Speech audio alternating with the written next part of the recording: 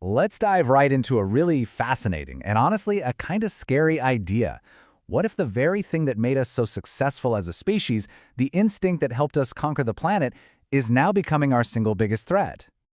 You ever get that feeling like you look at the news, climate change, economic problems, political unrest, and it just feels like it's all one giant tangled mess? Not just a bunch of separate issues, but something bigger and way more overwhelming.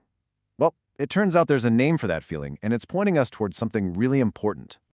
Yeah, experts are actually calling this the age of polycrisis. Now, it's a bit of a fancy term, but it's super useful.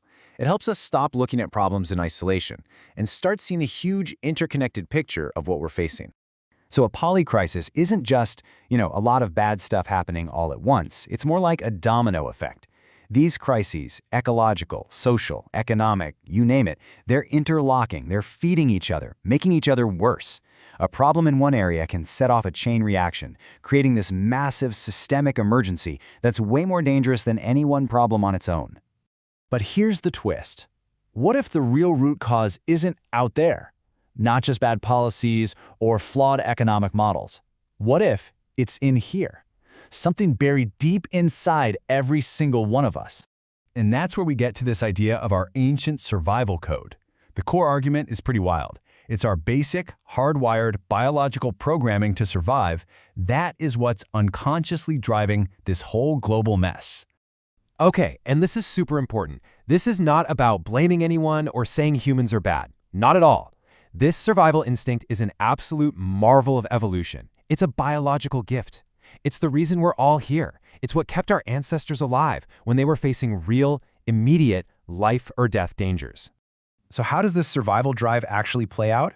Well, it creates these patterns that you'll probably recognize. We instinctively try to control resources to feel secure. We circle the wagons to protect our in-group, our family, our tribe, our country. We hoard stuff to protect ourselves from some future scarcity. And we try to dominate our environment to make things feel less uncertain. These are behaviors baked into us over millennia. For most of human history, this was all fine. These instincts played out on a pretty small local scale. But then, everything changed. We invented technology.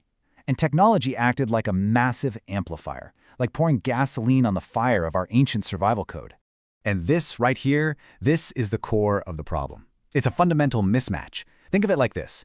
Our survival software was coded for a world of small groups and immediate local threats. But now, we're trying to run that same ancient software on the hardware of a global civilization. And our actions don't just affect the local village anymore. They have planet-wide consequences. And you can see the results everywhere. We needed energy security, right? So, fossil fuels. Boom! Now our climate is going haywire. We needed to fight hunger, so we invented industrial agriculture. Great, but now our soil and our water are in serious trouble. We wanted clean, convenient lives, so we made plastics. And now, well, they're literally everywhere, choking our ecosystems. Every single time, what looked like a brilliant short-term win for survival has turned into a massive long-term threat. And all of this leads us right to the heart of the issue, the great survival paradox. Let's just let that sink in for a minute. The very thing we do to survive, when we do it so well and with so much power, actually starts to destroy the very conditions we need to survive in the long run. It's a cosmic, tragic irony. This is the crazy trap we are all caught in. For any one person or company or even a country, making a certain decision, like drilling for more oil, can seem totally logical. It makes sense for them. But when billions of us and thousands of companies all make that logical choice, the combined result is completely irrational. It's self-destructive. Okay, so that sounds pretty grim, right? If our own instincts are driving the problem, what on earth can we do? Well, the answer isn't to try and get rid of those instincts. That's impossible. The answer is to upgrade them, to evolve them.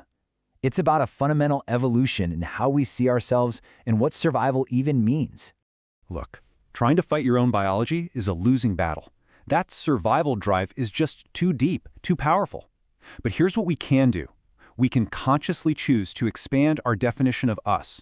We can draw a much, much bigger circle around who and what we're trying to protect.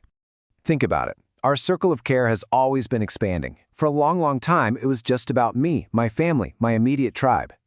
Then, that circle grew to include our city, our nation-state. The next step, the one we're grappling with right now, is to see all of humanity as our in-group, to fight for the survival of the entire human species.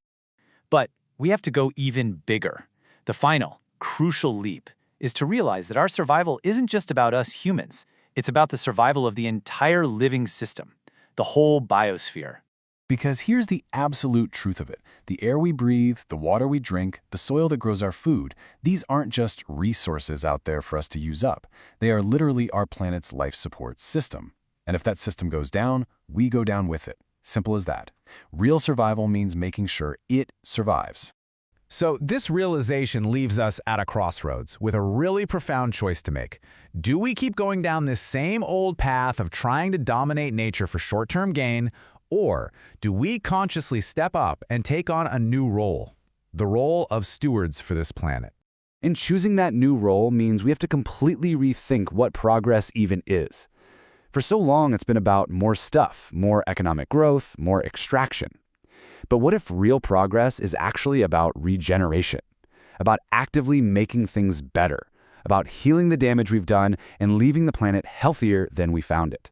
So it's a fundamental shift, right? We're moving away from a mindset of dominance, extraction, and competition, and toward one of stewardship, regeneration, and cooperation.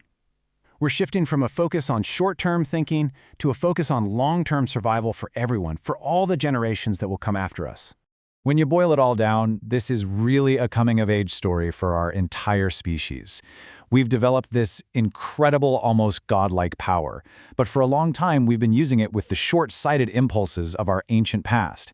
So the biggest challenge of our lifetime, really, is for humanity as a whole to finally grow up, to achieve species-level maturity.